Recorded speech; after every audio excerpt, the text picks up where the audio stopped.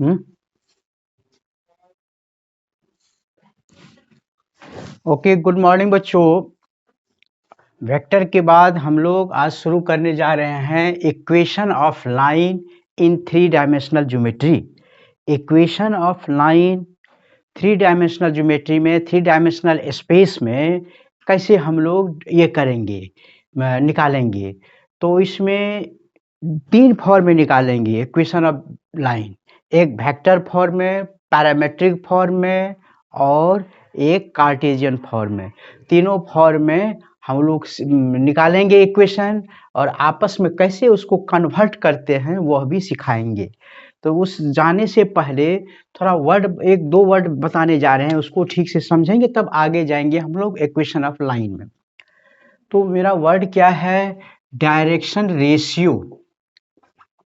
Direction ratios, इसको short में ऐसे लिखते हैं, direction ratios and direction cosines. Direction cosines of A free vector. Direction ratio और डायरेक्शन कोसाइंस एक फ्री वेक्टर का क्या होता है? जैसे कि मान लीजिए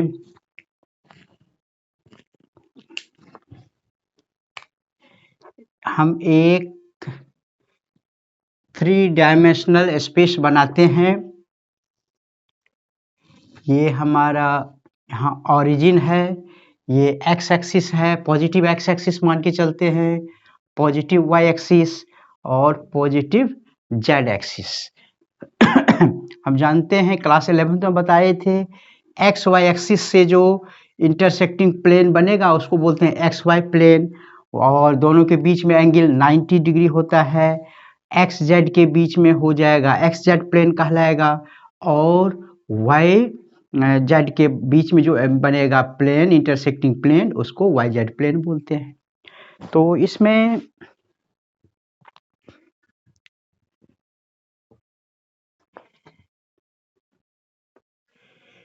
कोई एक वेक्टर यहाँ है, मान लीजिए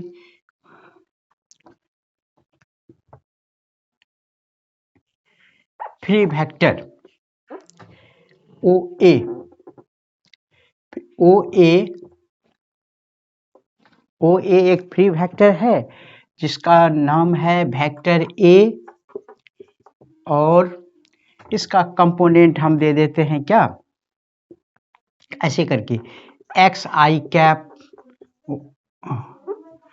followed by Y J cap followed by Z के कैप। जेड के कैप। तो ए हमारा ये फ्री वेक्टर है इस तरह से, जैसे ये हमारा ट्राइड सिस्टम है, रेक्टेंगुलर ट्राइड सिस्टम है। ये हमारा हो गया एक्स एक्सिस, इधर हो गया वाई एक्सिस, इधर हो गया जेड एक्सिस, और इसी पर ये हमारा एक फ्री वेक्टर है। फ्री वेक्टर है वेक्टर ए, या वेक्टर हम ओ ए कहें इसको, वेक्टर ओ ए फ्री वेक्टर। तो इसका जो है डायरेक्शन रेशियो क्या होगा, जो अलोंग एक्स एक्सिस जो है यहाँ पर, ये अलोंग एक्स एक्सिस, इसका जो कंपोनेंट है ये हो गया एक्स, इसका लेंथ मान लीजिए ए एल करते हैं। अलोंग वाई एक्सिस इसका है वाई, ये वाई एक्सिस हो जाएगा।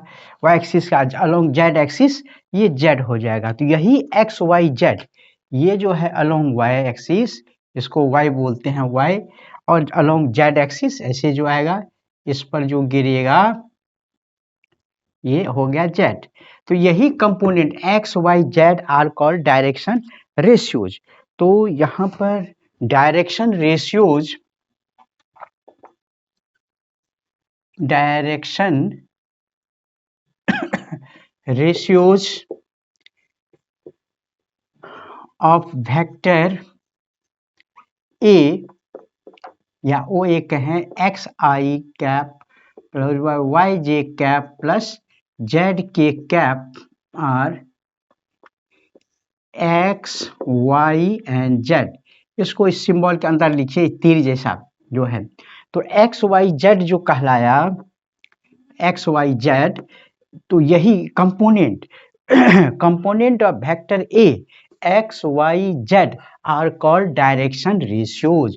यही डायरेक्शन, तो कोई वेक्टर फ्री वेक्टर का डायरेक्शन रेशियो वही होगा जो उसका तीनों एक्सिस के अलोंग कंपोनेंट है एक्स वाई जेड। यदि हमारा कोई वेक्टर है, if R is a vector like 3i cap plus 2j cap minus 5k cap, ये एक फ्री वेक्टर है, देन हम कहेंगे direction ratios of vector are, direction ratios of vector R क्या सब होगा, 3, 2 और -5, -5। तो 3, 2, -5 are called direction ratio of vector. तो डायरेक्शन रेशियो में कंफ्यूजन नहीं होना चाहिए। Direction ratio of any free vector, any free vector is the components of x, component of y and component of z। ये हो गया डायरेक्शन रेशियो। अब direction cosines, तो डायरेक्शन कॉस, हम लोग जो कोसाइन फंक्शन पढ़ते हैं कॉस अल्फा, जैसे कि कोई राइट ट्रायंगल में ये अल्फा है, तो हम ये बेस है, ये हाइपोटेनस है, ये परपेंडिकुलर है, तो हम लोग लिखते हैं cos alpha is equal to base by hypotenuse. Base by hypotenuse, यही कॉस अल्फा को हम लोग बोलते हैं कोसाइन, कोसाइन ऑफ एंगल। तो ये अल्फा जो है, मान लीजिए हम एक्स एक्सिस के बनाते हैं, जैसे इसी डायग्राम ट्राइड सिस्टम में यहाँ पर ये एक्स एक्सिस के साथ ये वेक्टर जो है एंगल बना रहा है अल्फा, और ये वाई एक्सिस के साथ बना रहा है एंगल बीटा, और जेड एक्सिस के साथ बना रहा है angle gamma, gamma, alpha beta gamma. तो if alpha beta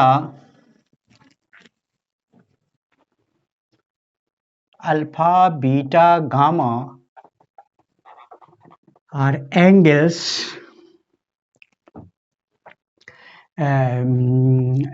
of vector A with x axis,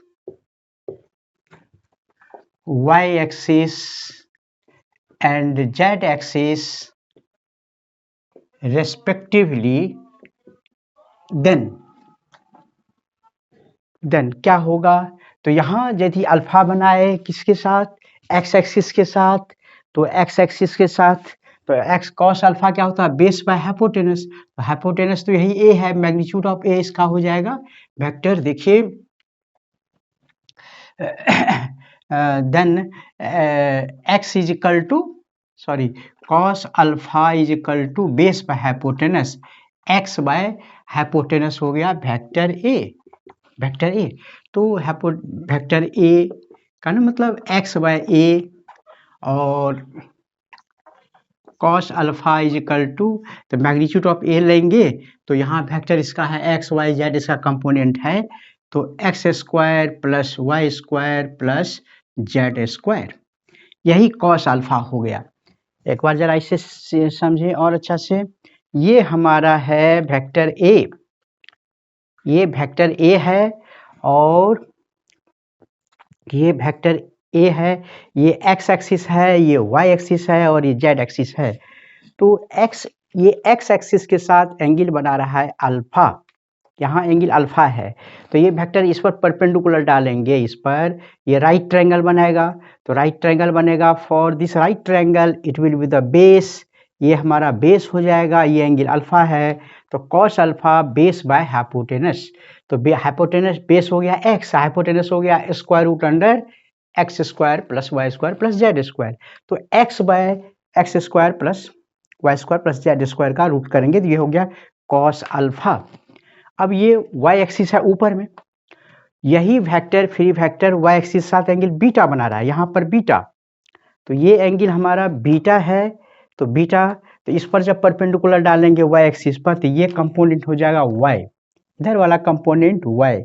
तब क्या होगा, ये angle beta cos beta is equal to base by hypotenuse, तो कॉस बीटा बेस हो गया y और हाइपोटेनस हो गया वही square root under x square plus Y square, तो कॉस बीटा हो जाएगा y अपॉन, तो यहाँ हमारा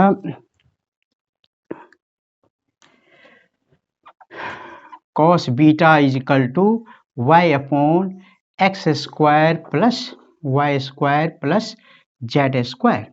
सिमिलरली जेड एक्सिस के साथ कॉस गामा, तो cos gamma is equal to Z by x square plus Y square plus Z square.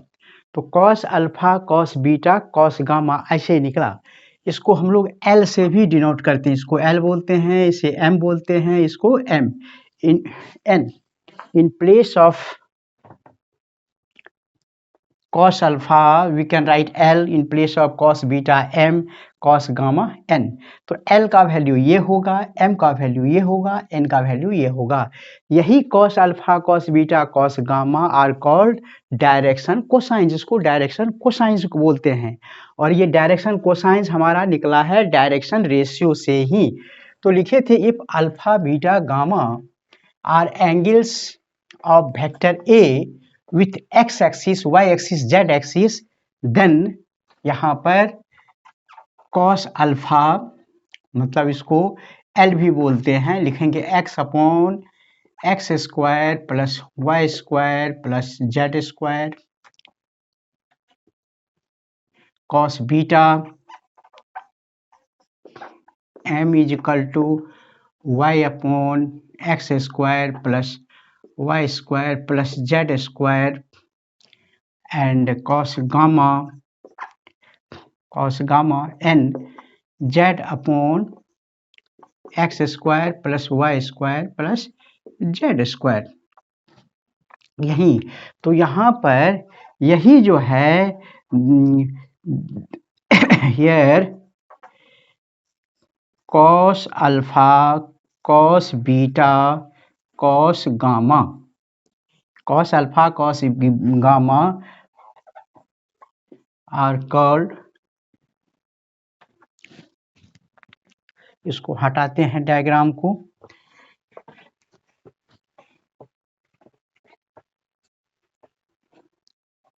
are called direction cosines, direction cosines मतलब डीसीज का साइंस किसका, और वेक्टर वही एक्स आर वाला का। और इसको दूसरा में भी कह सकते हैं l m n are called direction cosines, या इसको इसमें लिख दें ऐसे करके एक्स अपॉन जितना है X upon square root over X square plus Y square plus Z square, Y upon x square plus Y square plus Z square, और Z upon x square plus Y square plus Z square. ये जो है यही are called direction cosines of vector R is equal to X I cap Y J cap followed bye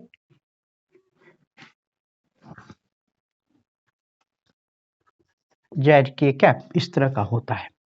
तो याद रखें cos alpha cos beta cos gamma ये हमारा direction cosines कहलाता है।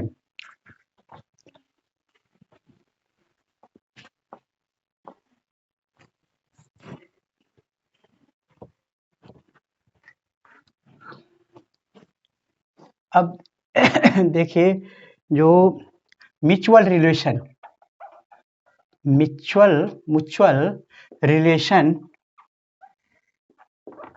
इन डायरेक्शन कोसाइंस में क्या होता है, तो यहाँ हम जानते हैं डायरेक्शन कोसाइंस यही होता है L square plus M square plus N square is equal to 1, यही म्यूचुअल हमारा रिलेशन है। या ऐसे कहें cos square alpha plus cos square beta plus cos square gamma is equal to 1। मतलब किसी भी परिस्थिति में sum of the square of direction cosines of any free vector is always 1। हमेशा इसकी वैल्यू 1 होगी। जैसे मान लीजिए L square plus M square plus N square. L का तो वैल्यू निकाले थे, यही है एक्स अपॉन जेड स्क्वायर, ये का होल स्क्वायर, ये एल था, plus M square Y upon whole square plus z bye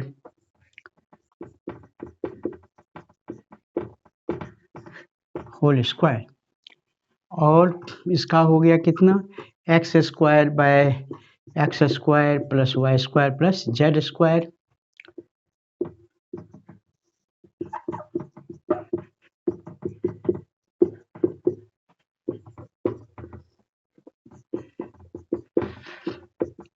Z square सब एलसीएम ले लेंगे, एलसीएम यही होगा x square plus Y square plus Z square, सब न्यूमरेटर में x square plus Y square plus Z square, सब तीनों मिलके आपस में कटेगा इज इक्वल टू 1। तो ये बातें हुई sum of the square of direction cosines always 1। Direction ratio का स्क्वायर 1 नहीं, डायरेक्शन कोसाइंस का होता है 1। तो direction ratio and direction cosines आप याद रखेंगे किसी भी वेक्टर का। एक एग्जाम्पल, एक न्यूमेरिकल प्रॉब्लम देता हूं, जैसे कि find direction ratios and direction cosines. Direction cosines of a vector, कोई वेक्टर है, vector A is equal to 3i cap minus 2j cap plus 5k cap, मान लीजिए ऐसा है ये। तो इसका हमको डायरेक्शन रेशियोज निकालना है। तो डायरेक्शन रेशियोज निकालना है तो लिखेंगे डायरेक्शन रेशियोज ऑफ वेक्टर ए और क्या होगा डायरेक्शन रेशियो वेक्टर ए का। तो डायरेक्शन रेशियो में बताए थे वेक्टर का कंपोनेंट खाली लिखना है, x y component z component लिखना है। एक्स कंपोनेंट कितना आ गया 3, वाई कंपोनेंट -2 और जेड कंपोनेंट आ गया 5, ऐसे करके ये हो गया direction ratios X Y Z. अब direction cosines of vector A तो बताया था X upon square root under 3 upon square root under वही 3 square plus -2 square plus 5 square -2 upon 3 square plus -2 square plus 5 square और 5 upon 3 square plus -2 square plus 5 square. यही हो गया हमारा क्या डायरेक्शन कोसाइंस। यही हो गया एल एम एन, सबका स्क्वायर करके जोड़ेंगे तो हमेशा 1 होगा। तो इस तरीका से हम लोग क्या करते हैं direction ratio and direction cosines किसी भी फ्री वेक्टर का निकालते हैं, याद रखेंगे इसको। तो एक दूसरा लिखते हैं जो फाइंड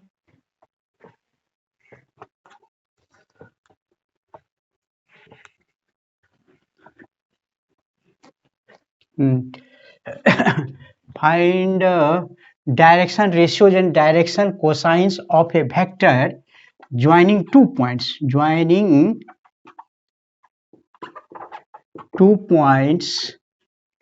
A।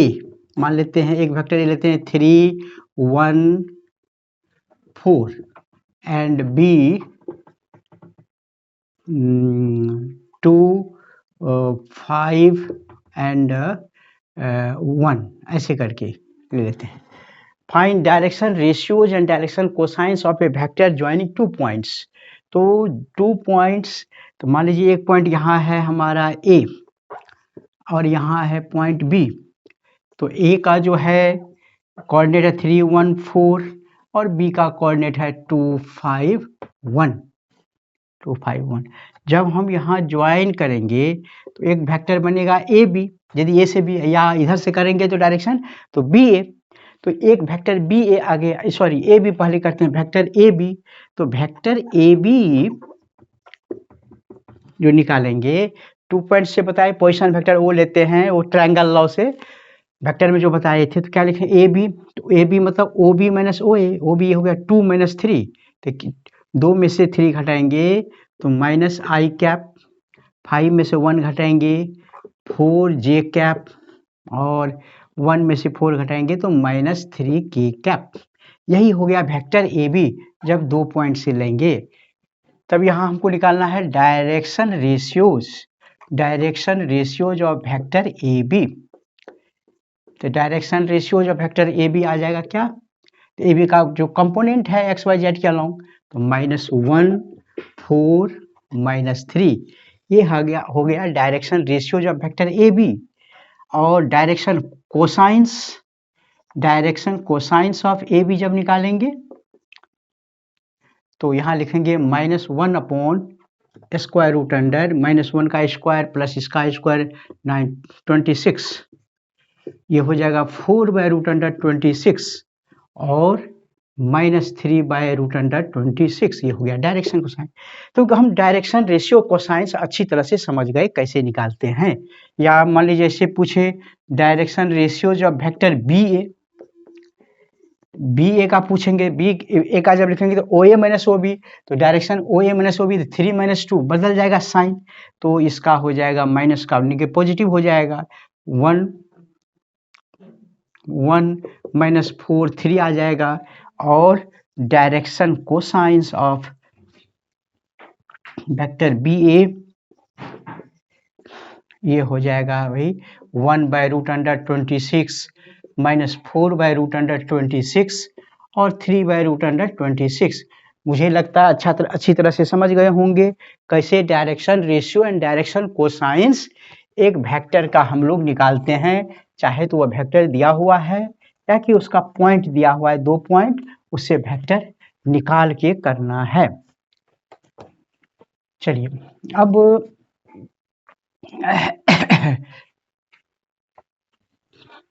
एक चीज समझने का कोशिश कीजिए, जो दो वेक्टर्स, जैसे ये वेक्टर एक है ए और यह है वेक्टर बी, तो दोनों वेक्टर पैरेलल है, दोनों वेक्टर पैरेलल है, तो यही लिख सकते हैं vector A is equal to lambda times of vector B, बताए थे वेक्टर में, या B is equal to lambda times of vector A, मतलब लेमडा इज ए स्केलर मतलब कुछ टाइम्स बढ़ जाए। जैसे मान लीजिए आई ए वेक्टर ए है आई कैप प्लस 2 जे कैप और प्लस 3 के कैप, ठीक है भाई। आप वेक्टर बी को लिख देते हैं क्या, 3 आई cap plus 6 j cap plus 9 k cap, ऐसा आया। तो देखिए यहाँ पर vector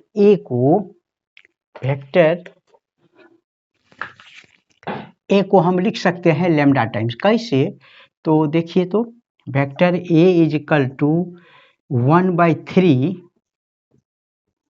cap plus 6 j cap plus 9 k cap, vector B ही लिख देते हैं 1/3 वेक्टर बी। देखिए बी का 1/3 मतलब इसको 1/3 से गुना करते हैं, तो 3 आई cap plus 6 j cap plus 9 k cap, तो 3 से करते हैं तो 3 से कटेगा कितना, आई कैप प्लस 2 जे कैप प्लस 3 के कैप, यही ना है वेक्टर ए। तो वेक्टर ए को लिख सकते हैं vector A is equal to lambda times vector B, मतलब 1/3 टाइम्स वेक्टर बी। अभी लेमडा 1 से कम है 1/3, कभी लेमडा 1 से ज़्यादा भी होगा, 1 के इक्वल भी होगा। तो ये कंडीशन है दो वेक्टर पैरेलल होने के लिए, एक वेक्टर को दूसरे टाइम्स वेक्टर बी हम लिख सकते हैं। अब ये जो है डायरेक्शन रेशियो वाला डिफिनेशन से ये दोनों वेक्टर यदि पैरेलल, यहाँ देखिए ए का क्या है कंपोनेंट 1, इधर क्या है 3, एक्स कंपोनेंट का कितना रेशियो है 1/3, इधर 2/6 और इधर है 3/9, इसको दूसरी भाषा में बोलें तो सब इक्वल है, सारा इक्वल है। तो दो वेक्टर्स पैरेलल होंगे यदि दोनों का कॉरस्पॉन्डिंग डायरेक्शन रेशियो जो है प्रोपोर्शन में होगा तो दोनों वेक्टर्स पैरेलल होगा। जैसे यहीं पर एक वेक्टर ए लिखते हैं, मान लीजिए वेक्टर ए है हमारा क्या, A1 i cap plus A2 j cap plus A3 k cap, और वेक्टर बी है,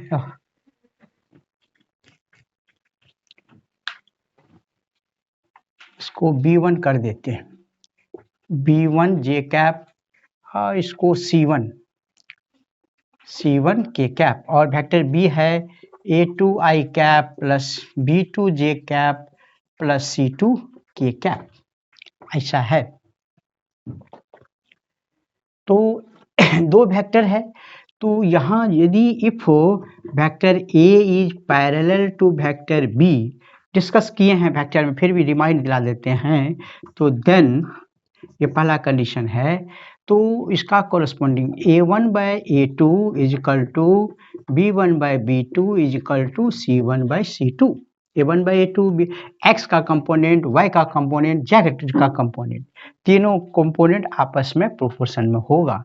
और सेकेंड है if vector A is perpendicular to vector B, then इसका कॉरस्पॉन्डिंग प्रोडक्ट जो है A1 A2 plus B2 plus C1 C2 equal to 0, ये 0 होता है, याद रखेंगे।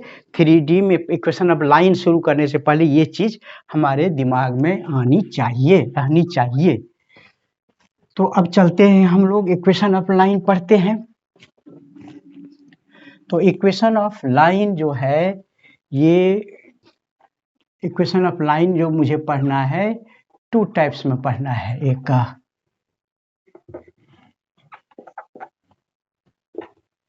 फर्स्ट, दो तरह का पढ़ना है। पहला पढ़ना है हमको क्या, equation of line, equation of line passing through a point, passing through a point and parallel to a given vector, एक ये केस पढ़ना है। इसमें तीनों फॉर्म में पढ़ना है। कौन सा फॉर्म में पढ़ना है, वेक्टर फॉर्म, पैरामेट्रिक फॉर्म और कार्टेशियन फॉर्म, तीनों फॉर्म में पढ़ना है। दूसरा है क्या, equation of line passing through two given points, दो गिवन पॉइंट से पास करना है, जो इस तरह से। ये है equation of line passing through एक पॉइंट से, और एक वेक्टर जो इसके पैरेलल है। और दूसरा कंडीशन है equation of line passing through दो पॉइंट से पास, यही बस दो कंडीशन है। तो इसमें भी तीनों फॉर्म में पढ़ना है, वेक्टर फॉर्म, पैरामेट्रिक फॉर्म और कार्टेशियन फॉर्म, दोनों फॉर्म पढ़ना है। जनरली यही चलता है, दो पॉइंट से पास करने वालों को भी बाद में कन्वर्ट कर देते हैं हम इसमें। तो दो तरह का इक्वेशन ऑफ लाइन पढ़ना है, दो सिचुएशन में। पहला सिचुएशन क्या है, equation of line passing through a single point, और दूसरा है equation of line passing through two given points, दो पॉइंट से पास करता हुआ। तो पहला कंडीशन हम लोग पढ़ें, तो देखिए पहला कंडीशन है, फर्स्ट वाला जो है, equation of A line passing through a point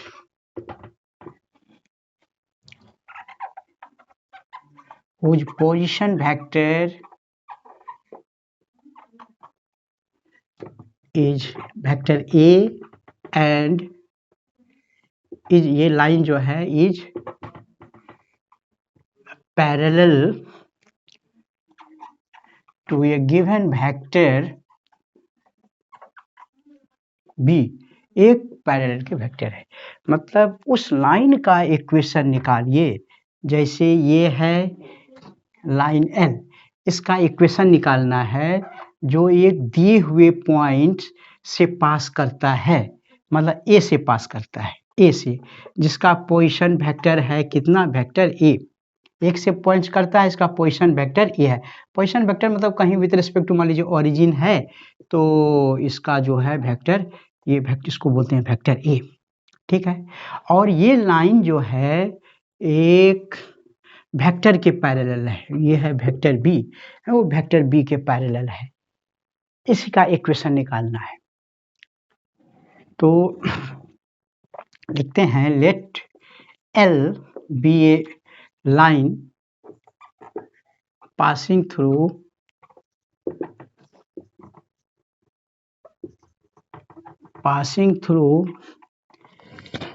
a given point A से पास कर रहा है, ब्रैकेट में दे देते वेक्टर ए, मतलब उसका पोजीशन वेक्टर ए है and is parallel to a given vector B, और ये वेक्टर बी के पैरेलल है। इसका इक्वेशन क्या होगा, यही लाइन का इक्वेशन क्या होगा। तो मान लेते हैं यहाँ पर आर एक कोई आर्बिट्रेरी पॉइंट है जिसका पोजीशन वेक्टर आर है, ये है vector are.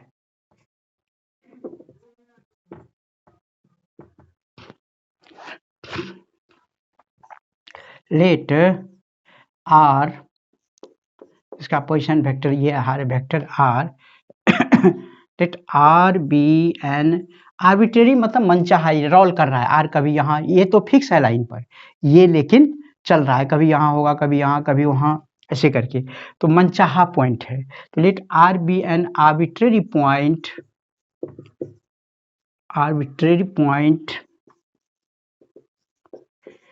On the line L, then तब ट्रायंगल लॉ से ऐसे करेंगे, तो A R, vector A R मतलब O R minus O A, तो लिखेंगे देन वेक्टर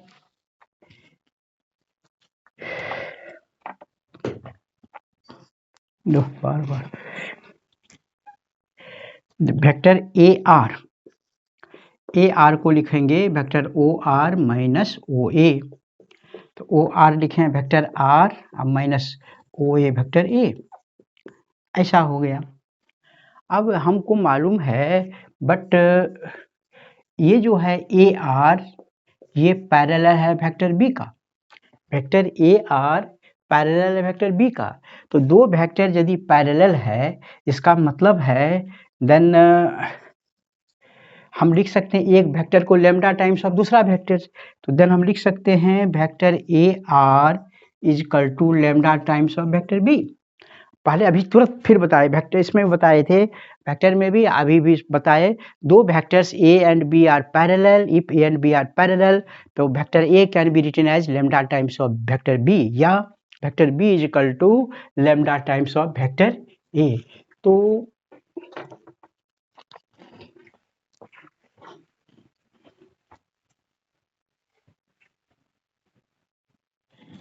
ये सिचुएशन लिखेंगे ए आर, तो vector A R is equal to lambda times of vector B, तो वेक्टर ए आर जो है अभी लिखे हैं vector R minus A is equal to lambda times of vector B, तो vector R is equal to vector A plus lambda times of vector B, यही है हमारा वेक्टर इक्वेशन, यही आ गया क्या, vector equation of line, vector equation of line passing through a point A and parallel to vector A. तो पहला हो गया वेक्टर फॉर्म में, तो vector R is equal to vector A plus lambda times of vector B, ये कहलाया vector form, ये equation of line in vector form.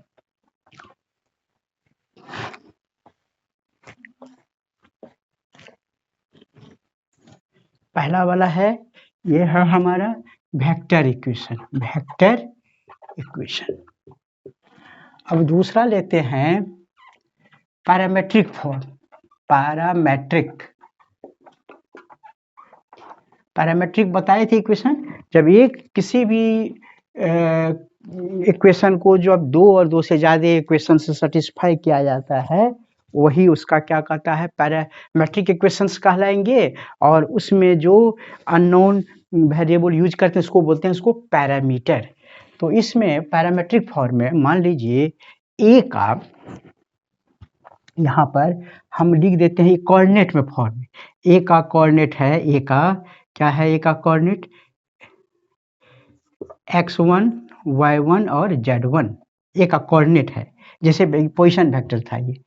और r का यहाँ पर पोजीशन वेक्टर कोऑर्डिनेट है x y z, ये आर्बिट्रेरी पॉइंट का हमेशा x y z ही होता है, और ये फिक्स है पॉइंट x1 y1 z1।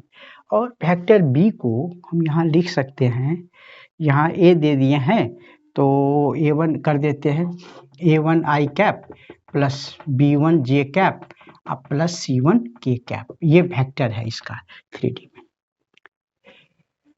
तो यही फ्रॉम वेक्टर इक्वेशन से लेते हैं, फ्रॉम वेक्टर इक्वेशन से ही vector r is equal to आ गया क्या, vector a plus lambda times vector b।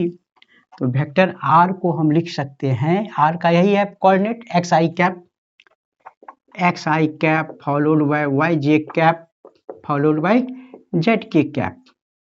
और वेक्टर a, तो वेक्टर a है ये पोजीशन वेक्टर इसका, x1 i cap y1 j cap plus z1 k cap plus lambda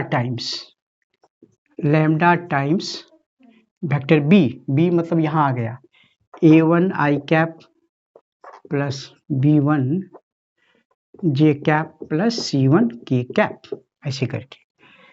तो आई कैप को अलग कीजिए, वाई जे कैप सारा इक्वल कीजिए, तो इक्वेटिंग लिखते हैं, इक्वेटिंग लाइक कंपोनेंट, क्योंकि दोनों साइड में इक्वल है वेक्टर, दो वेक्टर इक्वल तभी होता है जब दोनों का कॉरस्पॉन्डिंग कंपोनेंट सेम होता है, इक्वेटिंग लाइक कंपोनेंट्स। इधर आई कैप का कोफिशिएंट x है, इधर आई कैप का क्या है x1, इधर है लेमडा a1, और y इज इक्वल टू हो गया y जे कैप का y1 plus b1 lambda, y is equal to y पर लेमडा b1, और थोड़ा जगह कम है यहाँ लिखता हूँ, और z इज इक्वल टू हो गया z1 प्लस लेमडा c1, यही हो गया। तो ये जो तीन ये हो गया इक्वेशन x y z, यही तीन इक्वेशन सेटिस्फाई कर रहा है एक सिंगल इक्वेशन को, तो ये कहलाया हमारा पैरामेट्रिक फॉर्म। तो पैरामेट्रिक फॉर्म में देखिए दूसरा नंबर ये वेक्टर फॉर्म आ गया, तो x is equal to x1 plus lambda a1, y is equal to y1 plus lambda b1, और z is equal to z1 plus lambda c1, ये हमारा आ गया क्या, पैरामेट्रिक फॉर्म ऑफ इक्वेशन। चलिए, है वही एक लाइन से पास करता हुआ एक पैरेलल वेक्टर्स की। अब तीसरा आ गया हमारा कार्टेशियन फॉर्म, तीसरा आ गया क्या, कार्टेशियन फॉर्म।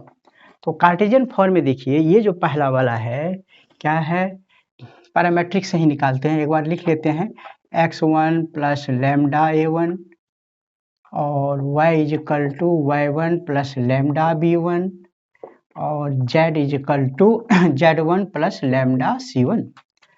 तो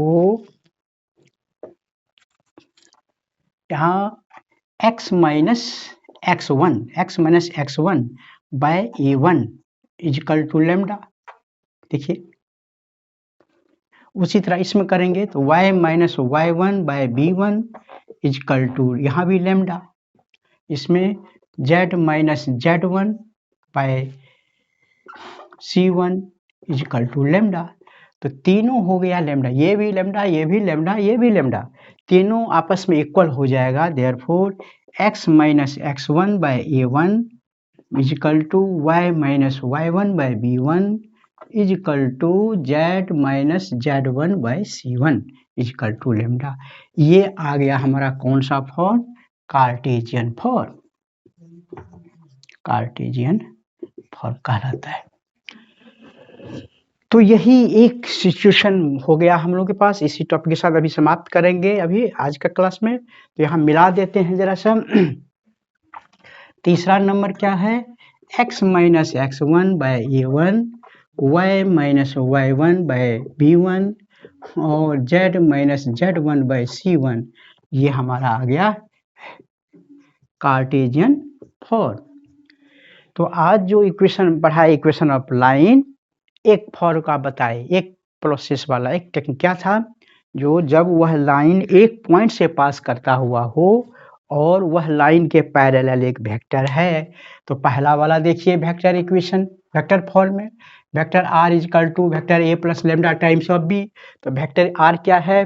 वेक्टर आर है एक arbitrary position vector of an arbitrary point on the line. Vector A क्या है? तो position vector of a fix point on the line. Lambda scalar है। वेक्टर बी है, वेक्टर बी है उस लाइन का एक पैरेलल वेक्टर। और पैरामीट्रिक फॉर्म में एक्स वाई जेड ये कंपोनेंट हो गया किसका? एक्स वाई जेड या कोऑर्डिनेट हो गया आर्बिट्रेरी पॉइंट का। x1 y1 z1 हो गया coordinate of a fix point. और लेमडा तो जान पे करते हैं स्केलर हो गया। और a1 b1 c1 are the direction ratio of parallel vectors. और यही कार्टेशियन फॉर्म में x minus x1 by a1 by minus यहाँ x y z are the coordinate of the arbitrary point, x1 y1 z1 coordinate of the fixed point, and a1 b1 c1 as the direction ratio of the parallel vectors.